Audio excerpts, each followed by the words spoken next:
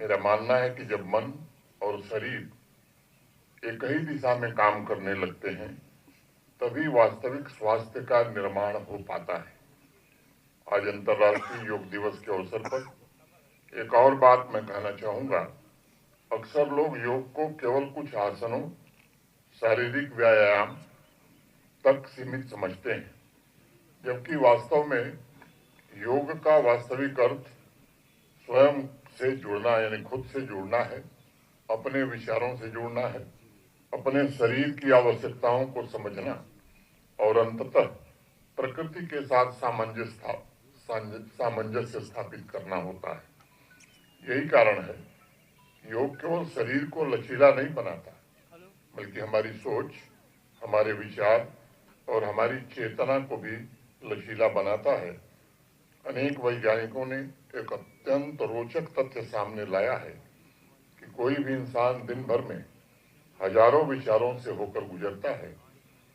इसमें से अधिकांश विचार या तो अतीत की चिंताओं से जुड़े होते हैं या भविष्य की आशंकाओं पर केंद्रित होते हैं। योग हमें वर्तमान क्षण में जीना सिखाता है।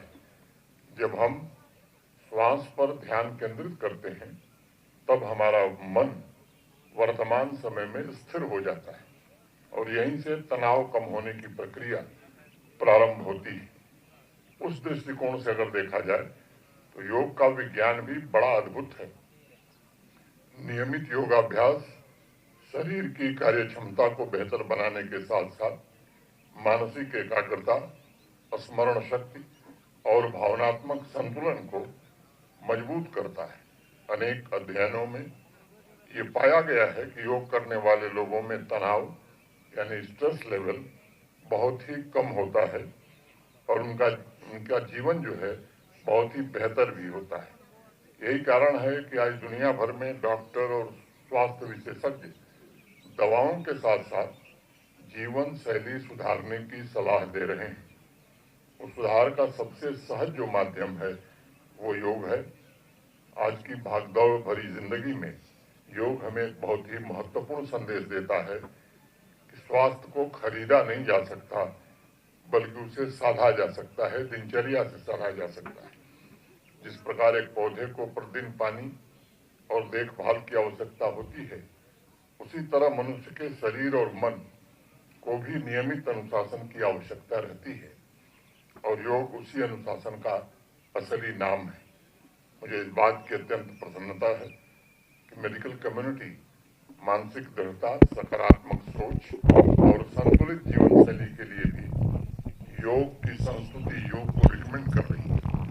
डॉक्टर्स आज मरीजों को तनाव से उबरने, आत्मविश्वास बनाए रखने और स्वस्थ दिनचर्या के लिए योग अपनाने की प्रबल अनुशंसा कर रहे हैं। इसे एक नई क्रांति के रूप में हम देख सकते हैं जो हमें याद दिलाता है कि योग केवल संकट के समय का सहारा नहीं, बल्कि ये जीवन भर का साथी है।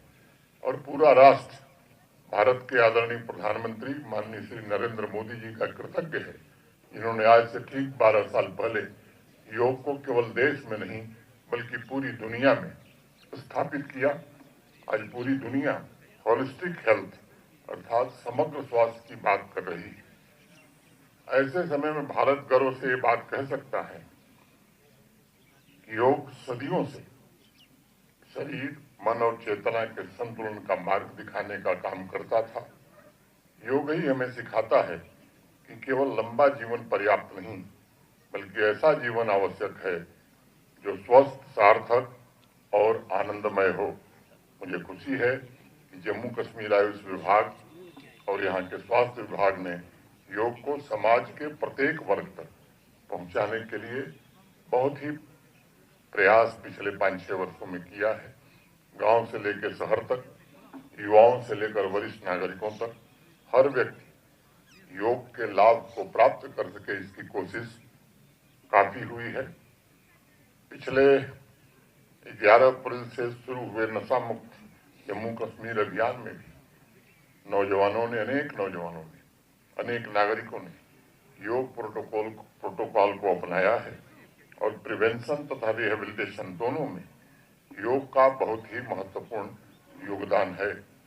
आइए इस अंतर्राष्ट्रीय योग दिवस पर हम केवल एक दिन योग करने का संकल्प न लें, बल्कि इसे अपने दैनिक जीवन शैली का हिस्सा बनाने का प्रण लें। यदि प्रतिदिन कुछ मिनट भी योगा को हम दे पाए तो उसका सकारात्मक प्रभाव वर्षों तक हमारे जीवन में दिखाई पड़ेगा। इस बात को हमें ध्यान रखना होगा कि योग किसी विशेष मत या पंथ से संबंध नहीं रखता, बल्कि योग एक विज्ञान है जो पूरी मानवता के लिए आदरणीय प्रधानमंत्री श्री नरेंद्र मोदी जी ने योग को दुनिया के सभी देशों तक पहुंचाने का काम किया है और आज वैश्विक समाज के लिए योग एक बेहतर स्वास्थ्य, क्वालिटी लिविंग का सबसे सशक्त माध्यम है। मैं एक बार पुनः जम्मू कश्मीर के सभी नागरिकों के उत्तम स्वास्थ्य, सुख और समृद्धि की कामना करता हूं और आप सबको पुनः एक बार अंतर्राष्ट्रीय योग दिवस की हार्दिक शुभकामनाएं देता हूं। अभी थोड़ी देर में हम सब लोग माननीय प्रधानमंत्री जी के साथ जुड़ने वाले हैं। मैं फिर से एक बार आप सबको शुभकामनाएं देते हुए अपनी बात पूरी करता हूं। धन्यवाद।